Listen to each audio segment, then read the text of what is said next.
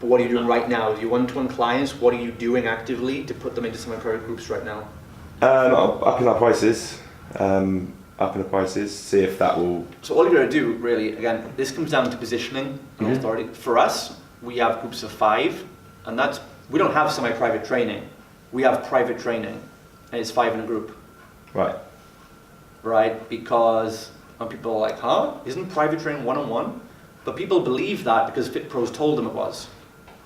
Right? We just now tell them, no, private training is for to a group. You get a private program designed for you, a private consultation. You'll get private or personal or personal or private. Personal, you know, I mean, if I'm a personal trainer and I'm working with 4 of you guys here, and you guys are doing squats and you're doing press-ups, is it not personal enough that I can teach you both right here? Yeah, I suppose. Is it only personal if I'm like, you have to do a squat now, right? Like, if I look at him, it's like, oh, it's not personal anymore, right? No. That's down to bad, needy clients again, right? So, you probably just need to just redefine it, you guys, and you put the benefit, what's the benefit for them? So, I did this 8 years ago, I made this switch, right? This is so like old school for me now. I still forget that other trainers still going through this, you know? This is like learning to put do my shoelaces up now, right? So, for me, it was simply like, right, I heard about this new semi-private model from Alan Cosgrove and guys like that in the States, and Mike Boyle, who I was learning from. And I was like, right, okay, so what's in it for the client? First of all, they get the peer pressure or accountability of working in a team, right? Isn't a team better than like one-on-one? Secondly, no one needs one-on-one unless they've got some massive injuries, or they're a professional athlete, or they're a celebrity who specifically requested for privacy. So there's only injury, like specialization in injury, specialization in performance, or privacy. That's the only reasons you would offer one-on-one, because that was the only reasons one-on-one was created for. One-on-one training was created in the late 60s, 70s by David Lloyd for high-status individuals. It somehow then penetrated down to the mainstream, like boot camps will now do into big gyms. And now it's just the culture. But you know, people didn't know what boot camps were 7 years ago when I started. Yeah. I said to a woman, like, I'm starting a boot camp. She's like, oh, you're gonna like beat me up like an army thing. But now it's more mainstream. They're like, oh, boot camp. I want to go to his boot camp or your boot camp, right? It's fad now. So, and that's why we don't call it boot camp. We call it group training now, or team training, right? So, you can be on that end of the culture, or you can be creating the culture and creating the new lexicon and be revolutionary with it. And so I just told my clients, I was like, look, I've got an amazing idea that we're going to implement. What we're going to do is I'm going to get you better results.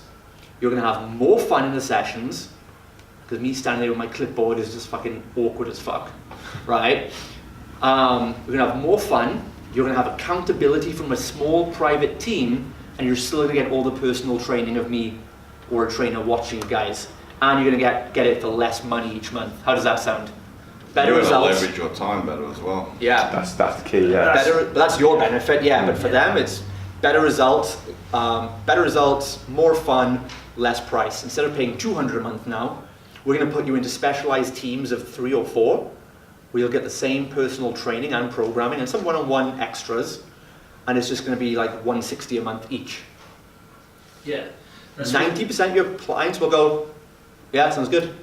So we charge, originally we had it at £100 a month, and then we had the sort of finance call with Daniel, and that kind of like made us realise that we were sort of undercharging ourselves. Or not utilising your time slots. Say again? Or not utilising your time availability. Yeah. We were like, there was just money effectively being wasted. So funny you mentioned about obviously the prices and stuff. We bumped the prices up, but so that's now gone to £150 a month.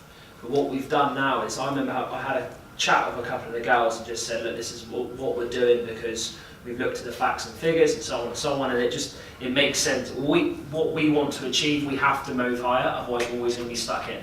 So like, you've got to understand, if you don't understand and you're not on board with what we're trying to achieve, then culture again? Yeah, like you're going to have to go. And so I spoke to one of them, and one of them sent me literally a couple of paragraphs of text back.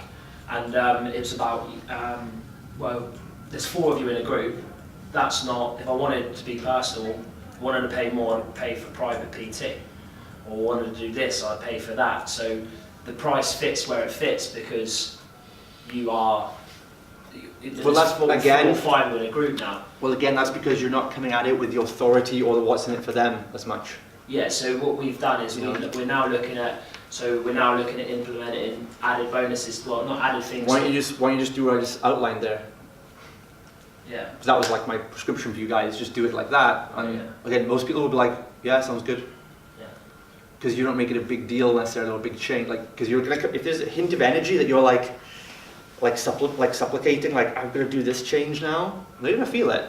Yeah, I'm not worried about like. I wasn't worried too much about it. It was the feedback that I wasn't expecting. You'll get that from a couple of people, but yeah. You're gonna, you know what, like you're also, you guys need as well. We're in a culture today where we can grow businesses very quickly. Yeah. It used to be that like culture would happen very slowly and structure would happen, or like it'd be like the back end, the systems and stuff. People would spend a lot of would happen quite quickly. People knew because there were less job opportunities. People would know, like in an old factory, I'm going to go and work for this company. I know the vision. I'm going to stick with them and get my watch after 60 years. It's very simple culture, right? And it's the marketing that would take a long time to build the company because we had to, do billboards or whatever back in the day, right? The last 20 years, that's flipped around with the internet, where now there's so many different people with so many different jobs, and everyone wants to do all different things. There's so many opportunities for people. No one knows their place or what they want to do as a job. No one has like a 30-year job plan anymore. They're just thinking, what do I want to be this month? And so what's happened is, it's the marketing now that happens super fast.